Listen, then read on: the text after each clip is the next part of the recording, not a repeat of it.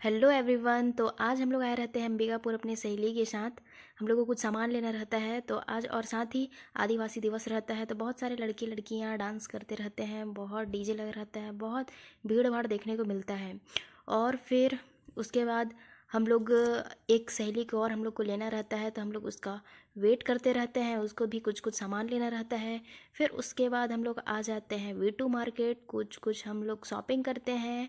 उसके बाद फिर हम लोग आ जाते हैं घड़ी चौक के पास। वहाँ आदिवासी जो सम्मेलन होता है उसका प्रोग्राम होते रहता है वहाँ पर, और बहुत ज़्यादा भीड़ रहता है, बहुत सारे डीजे सब आए रहते हैं और बहुत सारे लोग वहाँ डांस करते रहते हैं। देख के भी हम लोग को बहुत अच्छा लगता है और काफ़ी ज़्यादा क्राउड रहता है वहाँ, है ना। तो वहाँ का जो आदिवासी कल्चर रहता है उसके हिसाब से बहुत सारे लोग ड्रेस पहने हुए थे और बहुत ज़बरदस्त माहौल था। और फिर हम लोग भी यहाँ सोच रहे थे कि अंदर जो कला केंद्र ग्राउंड है उसके अंदर प्रोग्राम हो रहा था तो उसको देखने का हम लोग सोच रहे थे, लेकिन हम लोग को गाड़ी पार्किंग करने के लिए जगह नहीं मिल रहा था, है ना। तो फिर ये देख सकते हैं ये लोग तीर धनुष पकड़े हैं, है ना।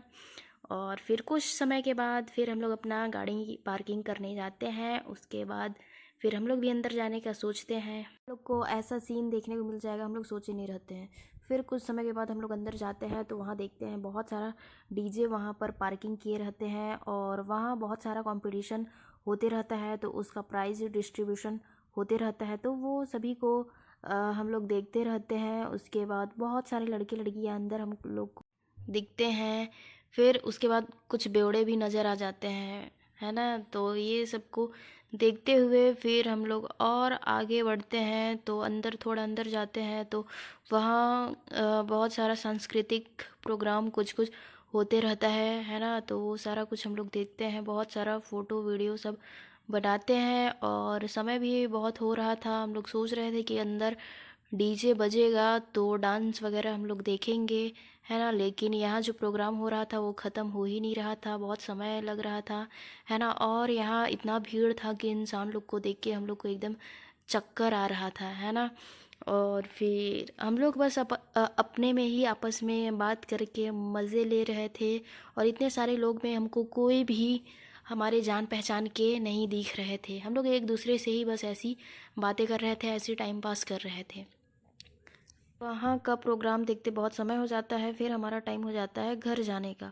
और फिर यहाँ घर जाने का टाइम हो जाता है, उसके बाद हमारा गाड़ी का भी बैटरी डिस्चार्ज हो जाता है। हम दोनों बहुत परेशान होते हैं, अब कैसे जाएं घर। यहाँ से हमारा घर 8 किलोमीटर दूर होता है। फिर मैं अपने घर में मैं अपनी दीदी को कॉल करती हूँ, फिर दीदी बोलती है कि पापा से बात कर ली। फिर मैं पापा से बात करने के बाद फिर उनको बुलाती हूँ और हम रोड के किनारे अपनी स्कूटी को खड़ा करके बस सोचते रहते हैं कि अब हमारा क्या होगा, हम कैसे जाएंगे घर। फिर कुछ समय के बाद मेरे पापा आते हैं, गाड़ी को हम ऐसे रस्सी से बांध के फिर उसको, हमारा एक घर है वहाँ, इसको खींच के ले जाते हैं।